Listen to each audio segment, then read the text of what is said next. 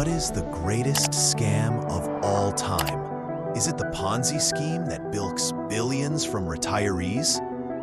The email from a distant prince promising a fortune? Or perhaps the perfect fictional heist from a movie? All of these are impressive in their own way, but they are small time. The world's greatest scam isn't illegal. In fact, we all participate in it every single day. It's so vast, so woven into the fabric of our reality that we don't even see it for what it is.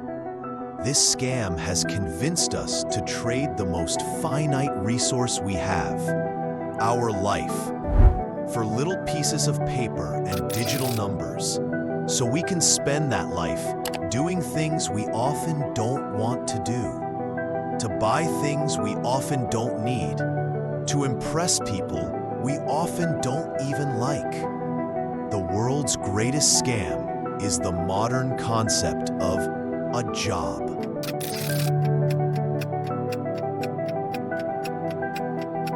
The scam begins with a beautiful, compelling promise. It's the promise our grandparents bought into, sold to us through every possible channel. Go to school, get good grades, get a secure, stable job with a good company, work hard for 40 years, retire with a gold watch and a pension. Then, and only then, you can enjoy your life. It's a deferred life plan, a contract where you sacrifice your youth, your energy, your most vibrant and healthy years for the promise of security and comfort at the end. The system is designed to make this seem not just normal, but noble. The company man, the hard worker, we are bred for it. The entire education system, whether by design or accident, is a factory producing future employees. Sit in rows, follow a bell, ask for permission to go to the bathroom, complete standardized tasks for a standardized reward. It's a 12 to 16-year training program for the cubicle. The bait is the illusion of safety, the title, the health insurance, the 401k. It makes the trade feel rational, even smart. But here's the switch. The reality of the deal is very different from the promise. First, there's the math. Let's be generous. You work 40 hours a week for 50 weeks a year for 40 years. That's 80,000 hours of your life. 80,000 hours dedicated primarily to this one activity. And for what? To hopefully have about 20 years of retirement, when your energy is lower and your health is declining.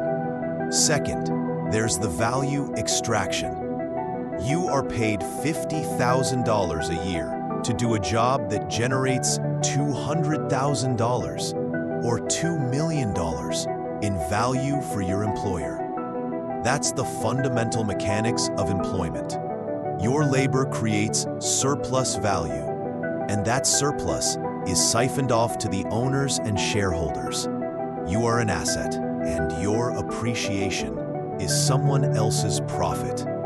The harder you work, the richer you make the person who owns your time. Third is the emotional impact.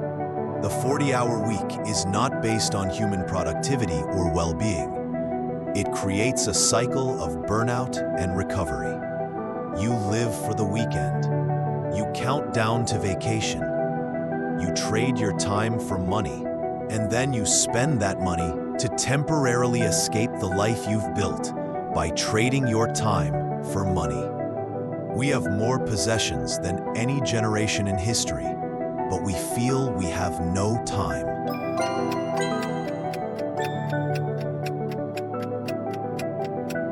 So why can't we see this scam for what it is?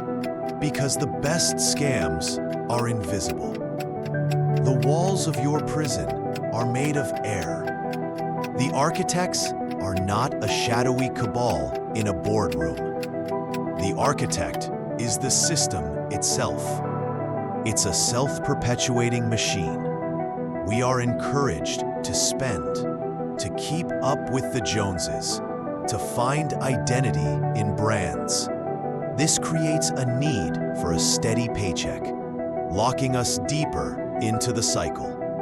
There's the student loans, car payments, mortgages. These are not just financial instruments. They are chains. They make taking risks, like starting a business or quitting a toxic job, feel impossible. And then there's the social stigma. What's the first question we ask someone new? So, what do you do? Our job is our identity. To be without one is to be adrift, to be suspicious. We look down on the unemployed, even if they are happy and fulfilled. We are like fish in water. We don't question the water because it's all we've ever known. We're told to be grateful just to have a job, to ask for more, for meaning, for autonomy, for a fair share of the value we create is seen as entitled or naive. So, is the solution to quit everything and live in a cave? For a few, maybe. But for most, the escape isn't about dropping out. It's about changing the game. The goal is to stop thinking like an employee and start thinking like an owner of your own time, your own skills, and your own life. First, decouple your time from money. Build assets, a business, a course, a book, an investment portfolio that generate income while you sleep. This way, your income is no longer directly tied to the hours you put in. Then, reclaim your time. This is the ultimate form of wealth. Not money in the bank, but time on the clock of your life. Embrace remote work. Negotiate for a 4-day work week. Use the system's own flexibility against it. Remember, the scam requires you to always want more. Break that cycle. Define what is enough for you to be happy and secure. The feeling of always wanting more is what keeps you in that cycle.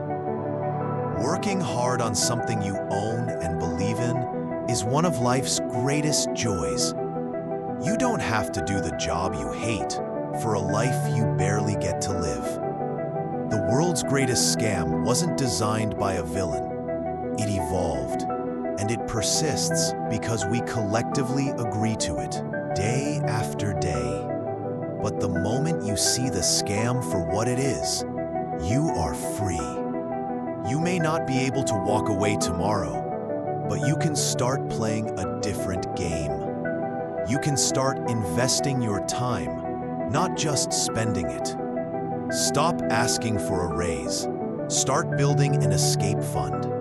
Stop climbing the corporate ladder. Start building your own ladder. Because in the end, they can't scam you if you don't play by their rules.